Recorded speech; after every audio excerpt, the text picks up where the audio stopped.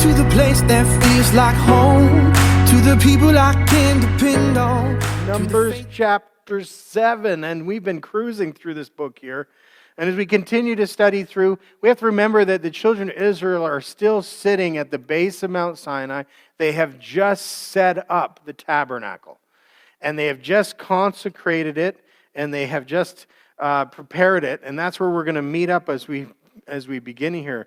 They've just finished the construction, they've just got it set up, and they're just getting ready to get going. And so this week we're going to look at the consecration and the dedication of the Levites and the offerings that the people brought for the service of the tabernacle. So Numbers chapter 7, verse 1, it starts off, says, "Now it came to pass when Moses had finished setting up the tabernacle that he anointed it and consecrated it and all its furnishings and the altar and all its utensils. So he anointed them and consecrated them. Then the leaders of Israel, the heads of their fathers' houses, who were the leaders of the tribes and over those who were numbered, made an offering." So all of the leaders of the tribes came forward to make this offering. In verse 3 it says, "And they brought their offering before the Lord, 6 covered carts, 12 oxen, a cart for every 2 of the leaders, and for each one an oxen. They presented them before the tabernacle." So, chapter 7, if you have already looked ahead, is the longest chapter in the Pentateuch, one of the largest chapters in the Old Testament.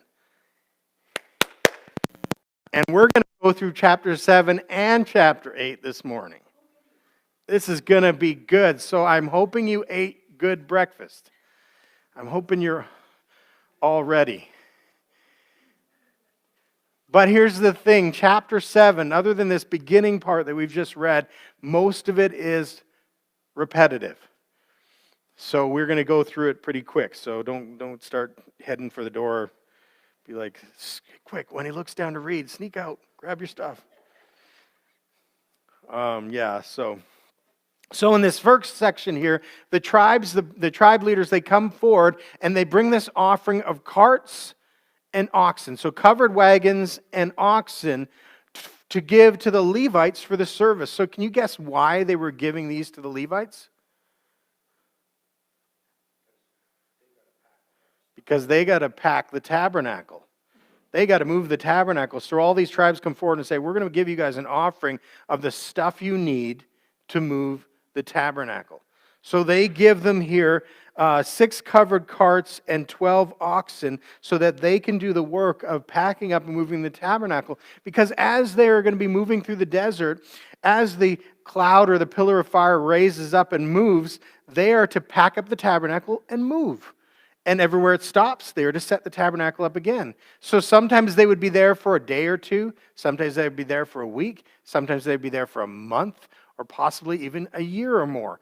And so before they'd have to move again. So they're always ready to go. And so they have these carts and these oxen ready to go. And so Numbers chapter 7, verse 4, it says, "Then the Lord spoke to Moses, saying, Accept these from them, that they may be used in doing the work of the tabernacle of meetings, and you shall give them to the Levites, to every man according to his service." So they're going to give it to the Levites according to their service. They're given the tools they need for the service that they've been appointed to do, and in their family groups. And we looked at this a few weeks ago. The Gershonites were in charge of the care of the curtains. All the curtains, all the drapes, all those, the fence that went around was all curtains. The walls of the tabernacle were layered with curtains. There was curtains within the tabernacle as well. And so they were in charge of all the textiles, all the fabrics. And the Merarites, they were in charge of all the boards and the pillars and the beams, the fence posts, all the pegs, all the little joining pieces, everything. They were in charge of that. And so the Lord here gives them these carts. The people give these carts as the Lord directed them so that they would have the carts they need to move the stuff they need to do. But then when we look at this, we see that the Kohathites weren't given anything. They weren't given any carts because they're in charge of the furnishings of the holy place, the Ark of the Covenant, the altar of incense, the lampstand, the table of showbread, and the main altar. They were in charge of moving these things. So verse 6, it says, So Moses took the carts and the oxen and gave them to the Levites. 2 carts and 4 oxen he gave to the sons of the Gershon according to their service. And 4 carts and 8 oxen he gave to the sons of Merari according to their service, under the authority of Ithamar, the son of Aaron the priest. But to the sons of Kohath he gave none, because theirs was the service of the holy things which they carried on their shoulders. So again, the Kohathites were to move the furniture of the tabernacle on their shoulders. And to make sure they were not tempted to cheat, the Lord didn't give them carts. He's like, you guys just don't even get carts. Because you would be tempted to be like, we all are. What's the easiest thing you do? You look for the easiest way to do anything. So if there's a cart laying around, you'll find that cart. And you will throw that thing on the cart. And so the Lord doesn't even give them a cart. And we may look at this and say, well, you know what? That's not fair. That is absolutely not fair. Those guys get 2, those guys get 4, and these guys get none. That's not fair. What is God thinking? The Kohathites, you know what? They're doing their work. Think about it, guys. Okay, the Merarites, they had all the pillars, the beams, the wood planks. All these wood planks are coated with gold. Yes, extremely heavy, so they have more carts. The Gershonites, they got all these curtains. Everybody knows when you get fabric in large amounts, extremely heavy. So they got their 2 carts. But the Kohathites here, they have tables. They have the table of showbread. They have the lampstand. They have the altar of incense. They've got the Ark of the Covenant, which were all wrapped in gold and extremely heavy. So they could say, that's not fair. Why do those guys get carts and I don't? We look at it sometimes, we say, oh, this is not fair. And oftentimes in life, we can look around us and think, oh, look what they have. God must love them more because they have more stuff. They have more wagons than I do. That's not fair. But you know why they have more wagons? Because they have a heavier load to carry. Sometimes we'll look at brothers and sisters in the church and think, oh, look at them. Oh, they got way more wagons than I do. That's not fair. But we always have to remember that they were given those wagons because they have a heavier load. There is a reason why the Lord has done that. They have a heavier load. The Merarites have a heavier load. The Gershonites have a heavier load. So God gave them these wagons. With more wagons comes more responsibility. When you got more wagons, you got more responsibility. You got more that you have to take care of. Maybe God's looking at you and saying, I'm going to spare you the load that comes with the wagons and the oxen. I'm just going to get you to pick things up. The Kohathites could complain the most because they had to carry the load on their shoulders. But God had them carry the load upon their shoulders because it required a closeness and a personal touch. They had to lift these up and be gentle and careful with them. They had to be intimate with those poles upon their shoulders. Now, they were not to touch the holy things, but they were to hold those poles on their shoulders and carry the things that they needed to carry. They had a personal touch. There was more of an intimacy for the Kohathites. And God gave them the strength that they needed to carry the stuff that they had to carry. And sometimes in life, sometimes the Lord looks at us and says, you don't need carts and wagons. You're going to carry this load on the shoulder because I want to do something special with you. This is going to be a special time where you're going to get closer to me as you bear that burden upon your shoulders and you work with me to carry the holy things, to do that special work. And sometimes we can say, oh, Lord, it's not fair. Why have you done this in my life? And he's saying, just embrace it. Grab onto that pole and carry it. Do the work that I've placed before you. Because you know what's going to happen when you work with it, when you allow the Lord to work with you? What happens when you're lifting heavy things on your shoulders for long times? You get stronger. The Kohathites were probably walking around going, hey, girly Gershonite, look at those wussy arms. Your oxen does all the work. You guys only lift stuff like one day a week. Can you imagine? They would have been buff. They're complaining and whining, and the next thing you know, they're like, hey, look at those. It's like, and that's how the Lord works sometimes. We can whine and complain, but the Lord is actually making us stronger. And when He gives us the oxen and the wagons, and He gives us more responsibility, guess what you have to do with the oxen? You got to feed them. You got to water them. You got to find somewhere to take care of them. What do you have to do with the wagons? You got to keep the wagon up. You got to oil the wheel, grease the wheels, and do all the stuff. Make sure that everything's working and everything. There's all this more responsibility. So when we sometimes look at someone and say, "Well, look what God's done with them," just think about it. They have to take care of all that stuff. They have more responsibility. They have more stuff to do. I can say, "Well, hey, I got it pretty easy. All I got to do is grab that pole, put it on my shoulder, and start walking. I don't have all that stuff." Verse 10, it says, "Now the leaders offered the dedication offering for the altar when it was anointed. So the leaders offered their offering before the altar. For the Lord said to Moses, they shall offer their offerings, 1 leader, each one for the dedication of, or each one a day for the dedication of the altar." So they brought these offerings of the carts and the oxen to the Levites. And the Lord directed Moses how to dole them out. And now the leaders of the tribes of Israel are now going to bring offerings for the service, for the work of the tabernacle. And this is where the long part gets, because we have 12 leaders and they list their offering individually for the 12 leaders. Now the good part for us is they're all identical. So we don't have to read them through all the way through because it would take a long time. But you know what we're going to do? We're going to read through the first one so we have an idea of what they were bringing before the Lord.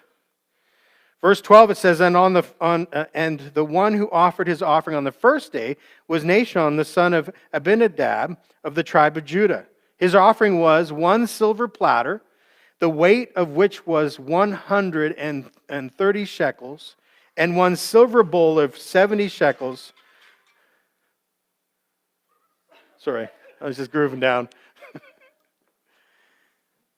You know, there's a reason I don't put a song on my phone, because when it rings and there's music playing somewhere else, I'm always thinking, hey, that's groovy, I recognize that. And then the phone just keeps ringing, and I tried it, it didn't work. I'm like, I like that tune. Hey, someone's got the same CD as me. And I'm like, oh, my phone's ringing. Anyways, sidetrack here.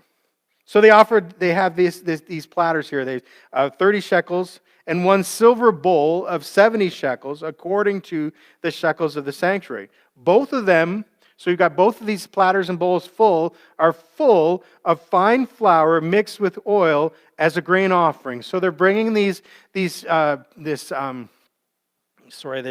platter and this bowl, and they are full of fine flour ready for the grain offering. 1 gold pan of 10 shekels full of incense, and 1 bull, 1 ram, and 1 male lamb in its first year as a burnt offering. 1 kid of the goats as a sin offering.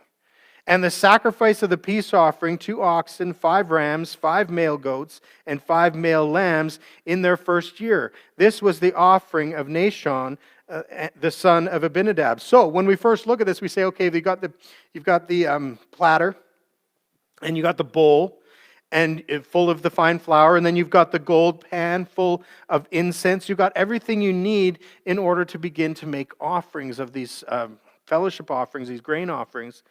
And then you bring the animals for the offerings as well, for the dedication of the people and the tabernacle. And when you look at this is going to be a large amount of animals, because you take all of this and times it by 12. So you can see the Levites, they're like, we need some pens. Someone's got to put up some fences.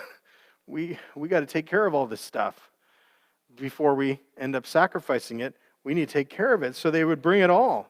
So they brought these offerings, and when we look at them, they were both expensive and practical. They were of a high value, but they were of practical use. They were something that could be used in the ministry. They didn't just bring a bunch of shekels and drop it at their feet. They brought a practical bowl with the offering ready in it, ready to be used. I think this also shows us how much wealth the children of Israel took from Egypt. Because remember, they gave a huge offering to build the tabernacle, so much so that Moses had to eventually say, okay, stop. We've got enough. We don't need any more. But now the tabernacle's done, and now they bring this offering again, and they are bringing all of this fine stuff before the Lord again, which shows us how much. So that just shows you how much the Egyptians wanted them out of there. They were literally like, just take my watch, take everything, here's my ring, get out of here. They gave them everything they had. And then also, when you think about it, it shows you how much they were dragging through the desert, how much they brought through the Red Sea, how much they were carrying with them. This blessing that the Lord had given them as they were sent out of Egypt. So they brought these utensils and the bowls and the platters, all for the service within the tabernacle. And then we hit verse 18 as we begin the second day. So the second day we have the offering from Issachar. Verse 24 we have the offering from Zebulun. Verse 30 we have the offering from Reuben. Verse 36 Simeon. From verse 42 the offering from Gad. Verse 48 the offering from Ephraim. Verse 54 the offering from Manasseh. Verse 60 the offering from Benjamin. Verse 66, the offering from Dan. Verse 72, the offering from Asher. Verse 78, the offering from Naphtali. So they all brought their offering before the Lord. And it's interesting that for each of these offerings, their names, the leaders' names were mentioned twice. Mentioned them at the beginning, and he mentioned them at the end of each offering. Because the Lord notices the things that we give. When we give from the heart, he notices it. He recognizes it. Sometimes it feels like, oh, nobody notices or he doesn't notice. He doesn't know and stuff. He knows when you're giving from the heart. He notices. He's watching. He cares for you. And he cares for the service. A lot of times there's service where nobody notices and nobody sees. And we can sometimes get bitter. And I remember we were talking about it the other day, me and Shauna, but when I worked at the church on the coast, I learned something really important. I learned how to be a servant. Because when I first started working there, I was just like, I'm a security guard at a big church. I got all the keys, I got a phone, I got all my stuff. I'm a big power man. So I would go around barking orders and stuff. And then I realized as I worked alongside these pastors and stuff that, I actually had a ministry to do there. It was more than just being the guy who get to bully people around because it's like, you want to get in there? You got to be nice to me because I got the key. I'm not going to let you in. You want your chairs set up? Be nice to me or else they're going to be all backwards. I had this power thing. And so for the first little while, I started getting really bitter. When I came in the room, they'd messed it up. Didn't even shut the lights off. Who do they think they are? Until the Lord changed my heart, and I was telling a story to Ryan and them when we were talking this week about there was a huge evangelistic service going on inside the sanctuary. There's 2,000 people inside the sanctuary, and 100 people came forward to give their hearts to the Lord. It was beautiful. And I'm in the hallway outside, and this kid comes running out, and he barfs on the floor. Now, the hallway is a circular hallway that wraps around the sanctuary. And there's a big foyer. So there's no way around this stuff. When these people come out, this stuff's in the middle of the floor. So I run over and I get that powder stuff that deodorizes and dries it up. So you can vacuum it. So I'm sprinkling on. I get it all on there. And just as I'm going to get the vacuum, pop, the doors come open. And the crowds come out. And I literally stand there up against the wall watching this mass of people spread this stuff all the way down the hallway. And within probably 20 minutes, everyone's gone. Because it's in the evening, start things over, everyone's gone. And I'm standing there. My boss comes over and goes, "What a mess. What's this?" And I went, "Yeah." I said, "You know that stuff?" And he goes, "No." I said, "Yes. I didn't get to vacuum it up because you got to wait for it to dry." And they just walked through it. And so I was there late that night vacuuming the floor because they spread it all the way down this hallway, which was like a couple hundred feet, and all over the place. And I had to go vacuum all this stuff up, but nobody saw that. But you know, the interesting thing about that story is I wasn't grouchy because people came and the Lord worked in their life. But years before, I would have been miserable. Nobody's seeing this. No, I'm not going to get a pat on the back. Nobody sees when I have to go unplug toilets and whatever. But you know, we have to remember the Lord notices those things. Whether they're big things or small things, whatever it is, the Lord notices. And He's the one we should be doing the stuff for.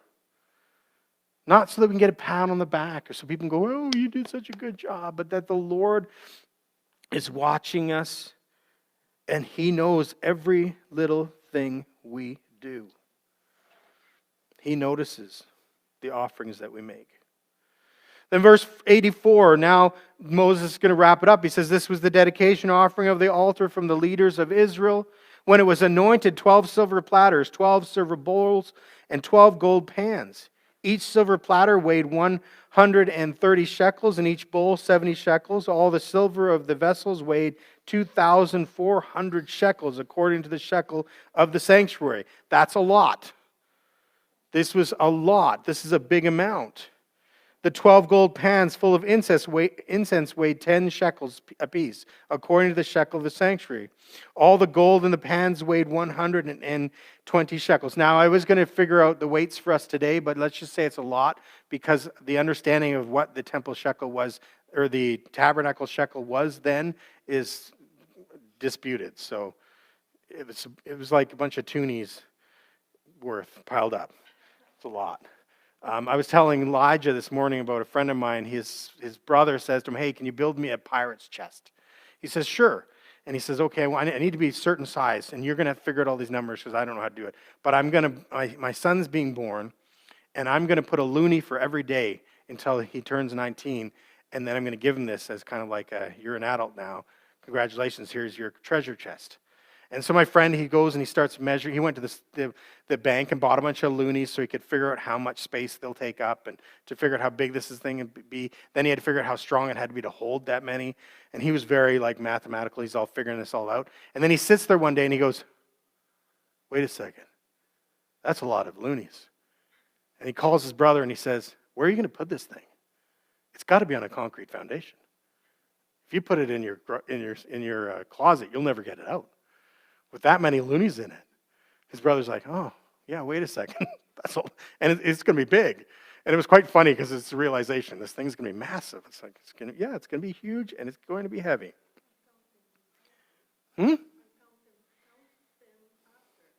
yeah, that's what I said. Why don't you just save up and just buy them all at once? And yeah, or put a check in the box. Be lighter, but yeah, put it in the bank. Yeah, and then you get interest. No, you wouldn't get interest. It would all be gone. But anyway, so it's a lot. It's a big amount here. And so we have, and then of course all the bulls and the rams and all the sheep, everything here is being brought together, this huge amount of this offering. And all the oxen of the sacrifice of the peace offering were 24 bulls, the rams 60, the male goats 60, and the lambs in their first year 60. This was the dedication offering of the altar after it was anointed. Now they had everything they needed to begin the service before the Lord. They got everything they need. The tabernacle is built. They've got all the utensils and supplies. They're ready to go. In verse 89 it says, now when Moses went into the tabernacle of meeting to speak with him, he heard the voice of one speaking to him from above the mercy seat that was on the ark of the testimony, from between the two cherubim. Thus he spoke to him. This verse is amazing. Moses goes in to the Holy of Holies. He goes into the Holy of Holies and he hears the voice of Jesus speaking from the mercy seat. Do you guys realize he heard the voice of God and he spoke to him? It says elsewhere that he spoke to him face to face. He had a conversation with him. And I look at this and I go, wow, that's awesome. But you know what? We have something even better. We don't have to go to a tabernacle. We don't have to go to a tent. Jesus is here with us, living inside of us. We can talk to him at any moment. We can share with him everything about our life. And we can hear his voice speaking to us as we listen, as we read his word and have him speak, as we share with one another and he speaks through others. We hear his voice. We don't have to go anywhere. We don't have to do anything. He's here with us. We can have a closeness with the Lord just by spending time in his word and in prayer, getting to know him. This is beautiful. Because Moses was the only one who could go in there and talk. I think it's interesting because later on it says that Joshua went into the tabernacle with them and he never left. He stayed.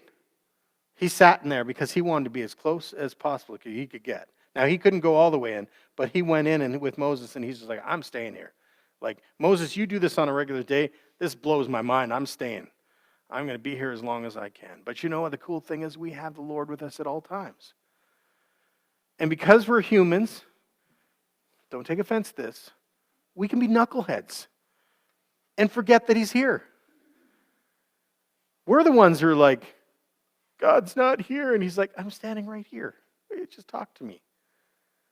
Just talk to me. Just share with me. Let's talk. Let's have a relationship. He's right here. But I can just imagine this. Again, we've looked at this, the mercy seat, this place where the priest would come once a year and sprinkle blood. Sprinkle blood for the forgiveness of the people.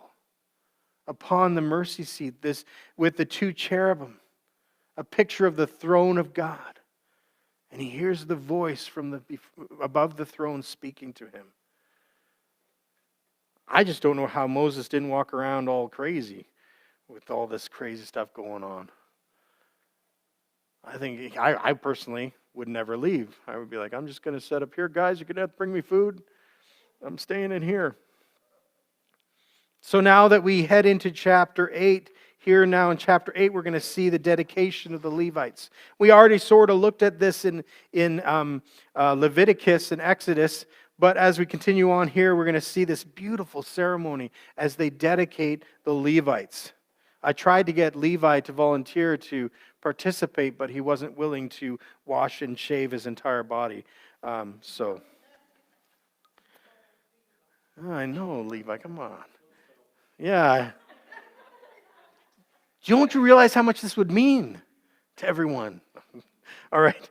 And the Lord spoke to Moses, saying, speak to Aaron and say to him, when you arrange the lamps, the 7 lamps shall give light in front of the lampstand. And Aaron did so. He arranged the lamps to face toward the front of the lampstand as the Lord commanded. Now this workmanship of the lampstand was hammered gold. From its shaft to its flowers, it was hammered work, according to the pattern which the Lord had shown Moses. So he made the lampstand. So he starts off chapter 8 by just giving a repeat instruction that when you set up the lampstand, now this is common sense, when you set it up in the tabernacle, make sure that the light is shining forward. Because the lampstand, again, was sitting against one of the walls on one side, and it was the only light. So if you just went in there and just randomly set up these reflectors, and it's just the light is shining towards the wall, that's just like, no, have them shine forward so you can see what you're doing when you're in there, because it's the only light for the tabernacle. And so he's getting that set up for the people. All right. Verse 5 says, then the Lord spoke to Moses, saying, take the Levites from among the children of Israel and cleanse them ceremonially. Thus you shall do to them to cleanse them. Sprinkle water of purification on them. That was the water from the brass laver, that water pitcher that was sitting in front of the tabernacle tent, right in front of the doors. And they would put the ashes of the red heifer in there to purify it, the first sacrifice they made in the tabernacle. And so they were to sprinkle that water of purification upon them. And let them shave all their body, and let them wash their clothes, and so make themselves clean. So they were to shave their entire body, wash their clothes to make themselves clean. Then let them take a young bull with its grain offering of its fine fine flour mixed with oil, and you shall take another young bull as a sin offering. And you shall bring the Levites before the tabernacle of meeting, and you shall gather together the whole congregation of the children of Israel. So you shall bring the Levites before the Lord, and the children of Israel shall lay their hands on the Levites. And Aaron shall offer the Levites before the Lord like a wave offering from the children of Israel, that they may perform the work of the Lord. What a beautiful picture here. The Lord directs Moses to bring the Levites forward in front of the tabernacle to cleanse them. They were to shave their bodies and to bathe and to be clean and wash their clothes. And Moses sprinkled them with the purification water. We are to be a holy nation, a royal priesthood, as God works in and through each and every one of us. God calls us to be clean and to be washed. But he still appoints those to serve and to lead in front of the people. God calls those to serve in the church. He equips them and calls them into the ministry. So he's bringing these Levites now to serve in front of all of the people, before the people and for the people. And he brings them there, and I like this. He brings them there and they lay hands upon them. The entire congregation, 3 million people come together. So this was a big chain. Everybody's laying hands upon each other and passing it forward to finally the Levites are getting everyone's laying hands on. And of course, the Levites is a large amount too. There's like 20,000 of them. Everyone's laying hands upon them. This is a big, big deal. And it's so beautiful. They laid hands upon them as they appointed them for the work of the ministry. And then, I love this.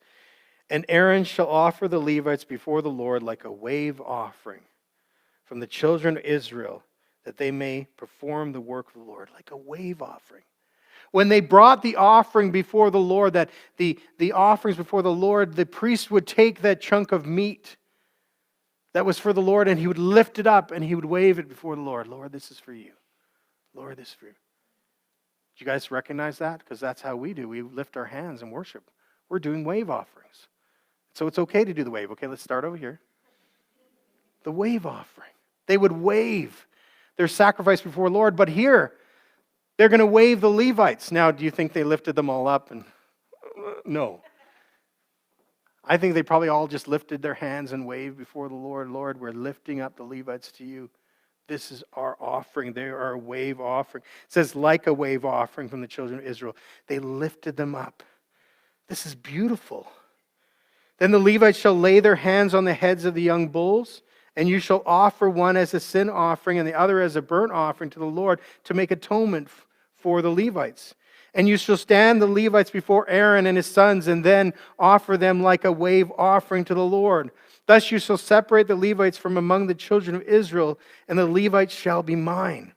After that, the Levites shall go into service the tabernacle of meeting. So you shall cleanse them and offer them like a wave offering, for they are wholly given to me from among the children of Israel. I have taken them for myself instead of all who open the womb, the firstborn of the children of Israel. Now we remember that the Lord had taken the Levites instead of the firstborn, because the Levites were the ones who were willing to stand up and stand for the Lord. And so he's taken them and he's dedicated them as his servants before the people. For all the firstborn among the children of Israel are mine, both men and beasts. On the day that I struck all the firstborn in the land of Egypt, I sanctified them to myself. I have taken the Levites instead of all the firstborn of the children of Israel. And I have given the Levites as a gift to Aaron and his sons from among the children of Israel. Aaron and his sons had a big job before them, and the Lord gives them the rest of the tribe of Levi to serve and to help.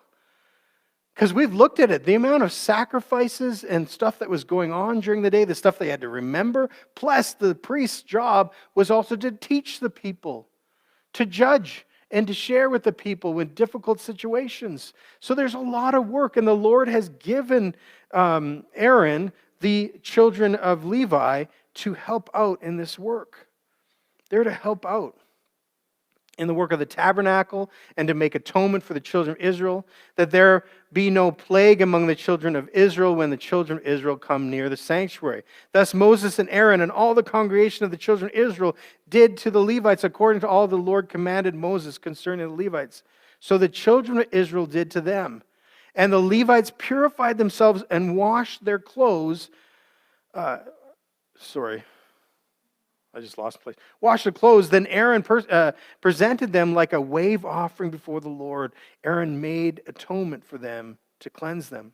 After that, the Levites went in to do the work of the tabernacle of meeting before Aaron and his sons, as the Lord commanded Moses concerning the Levites. So they did to them.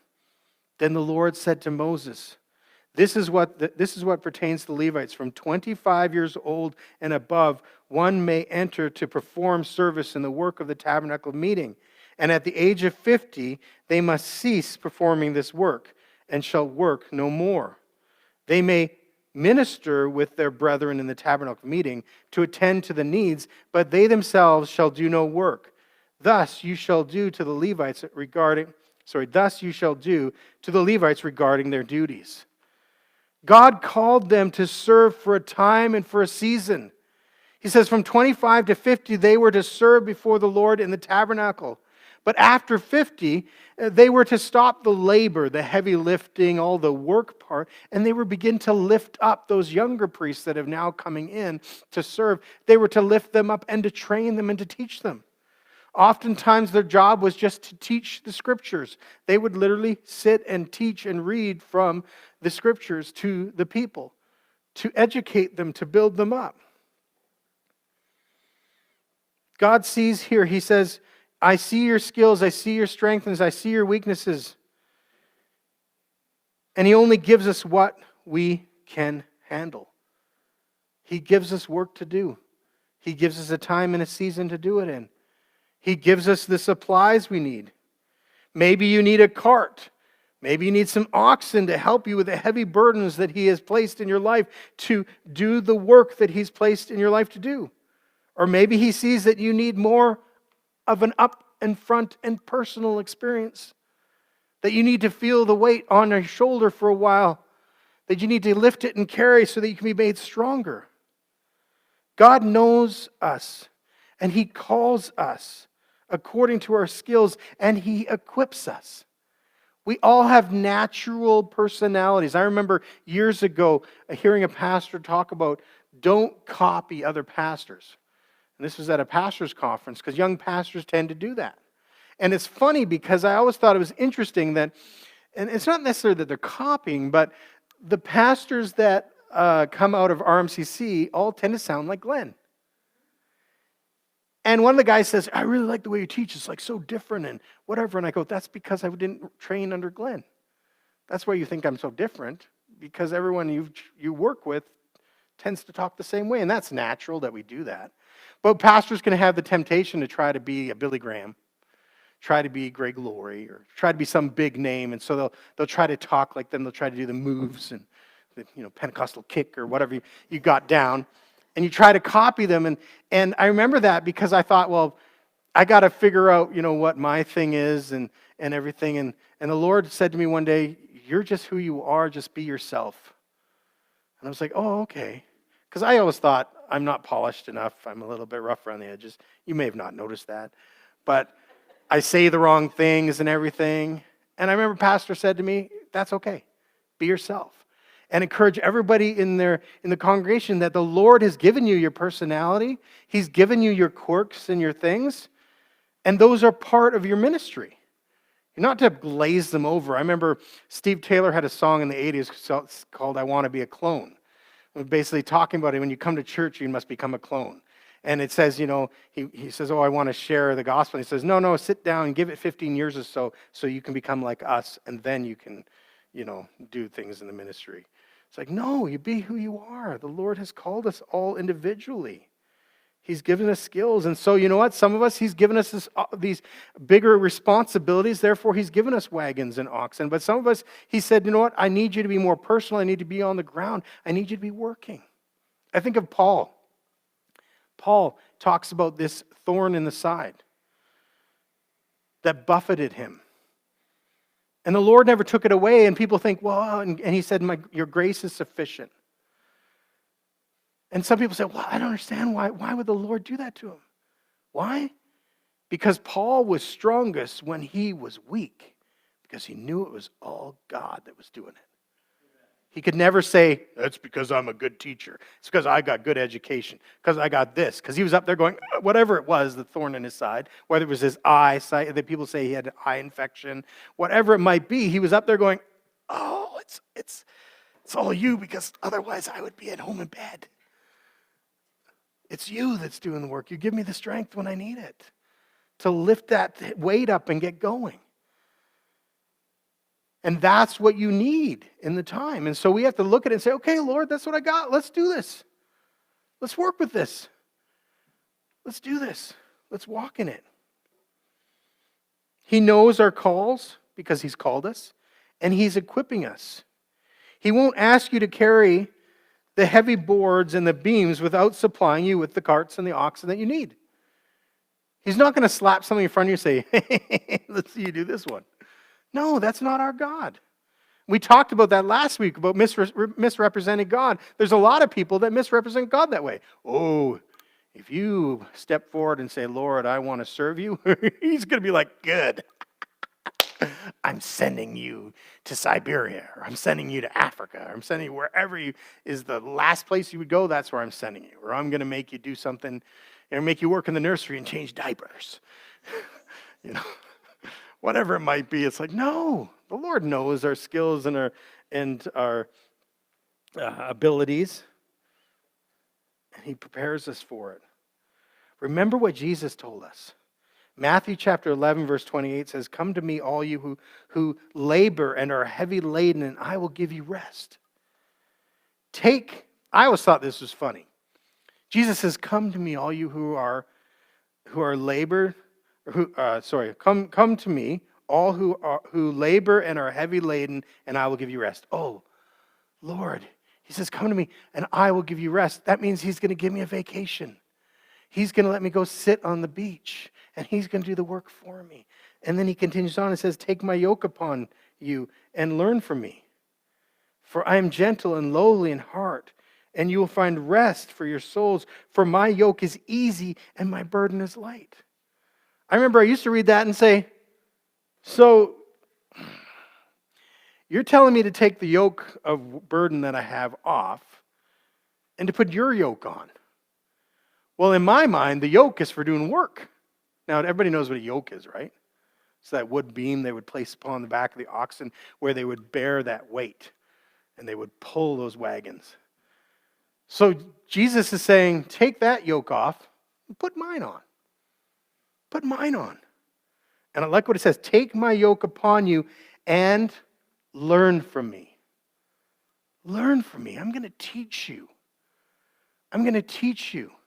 And learn from me, for I am gentle and lowly in heart, and you will find rest for your souls. He'll teach us the strength that we need. He'll give you the strength that you need. He'll show you that the work shouldn't be that hard. That night when I had to vacuum up the stuff, that could have been a really hard day. And a gross one. I could have been really grouchy. But you know what? When we take the Lord's yoke upon us, we find that it's gentle and lowly as he teaches us, as he shows us, you know what? You can do this. I've given you the strength for this. You can do this work. For my yoke is easy and my burden is light. Now, here's the thing. When the yoke feels heavy, why is it heavy? Because we've taken on the burden. We've taken our old yoke and put it back on. His yoke is easy. When we were like, okay, I'm going to do this, and we lift it up on our shoulders, and we start whatever, and we get all sore and worn out, and we're like, why isn't this working? I don't know why. When we allow his yoke to be on us, it's easy and it's light because he gives us the strength that we need. He gives the strength that we need. And we kind of see, we're going to see this as we continue on, because the Kohathites, the sons of Cohen, are going to complain that they don't get to do the work in the tabernacle. Yet they have a great responsibility. And they're going to start getting a little grouchy about it. And we have to be careful that we don't do that. Because that's when we fall. That's when we are knocked out of service. Or in their case, that's when the earth opens up and swallows them in. We'll get there. It's not a good thing. Jesus says, come and learn from me. If you're feeling burdened, if you're feeling down, maybe you need to spend more time with the Lord learning from Him, that He'll strengthen you. Spend more time at the Master's feet. For with Him, His yoke is easy and His burden is light. He will give you the strength every day that lies ahead to lift that weight. And yes, there are different seasons in our life. Some seasons are a little heavier than others. Some seasons the work is heavier than others. But you know what? He prepares for us. He prepares us for it. And He gives us what we need. And sometimes the difficult times we're learning to be strengthened up for what comes ahead. The Lord's like, I've got something really good for you coming, but you need to just work through this because it's going to be amazing. And I'm getting you strong so that you can do this work.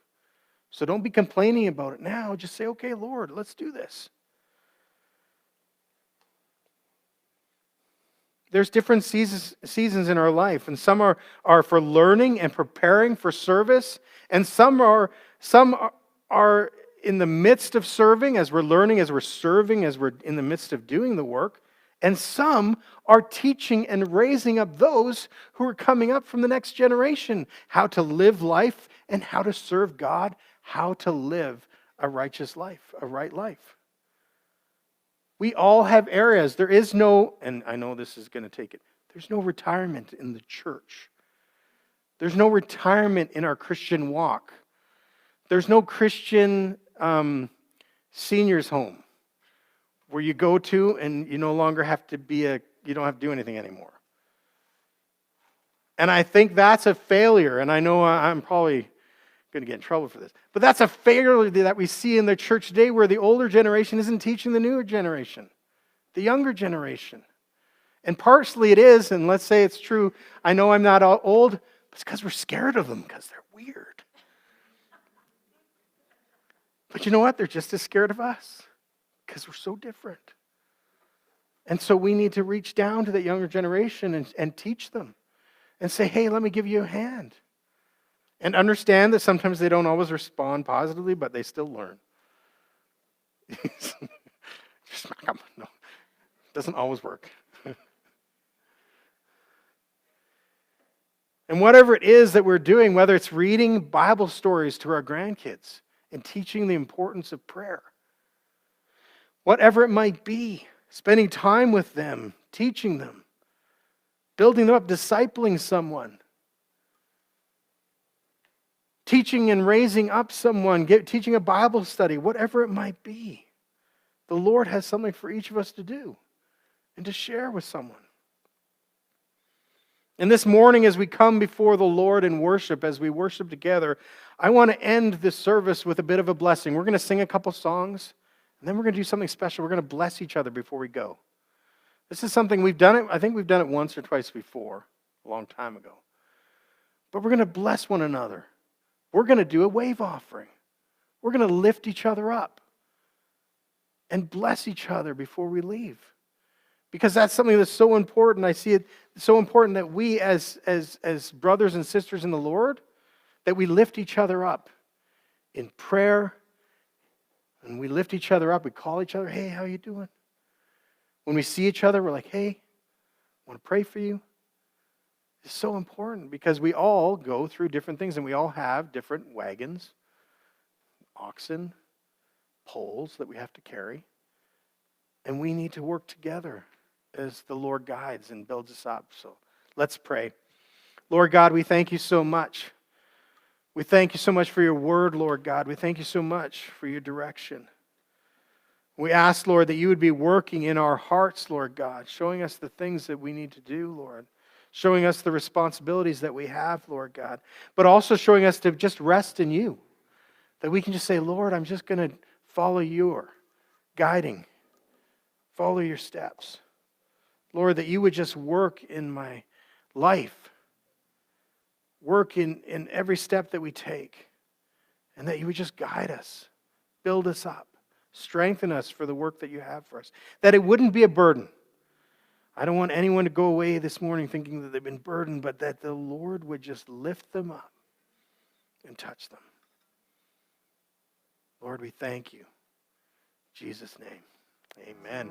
Take me back to the place that feels like home, to the people I can depend on, to the faith that's in my bones. Take me back to a preacher and a verse.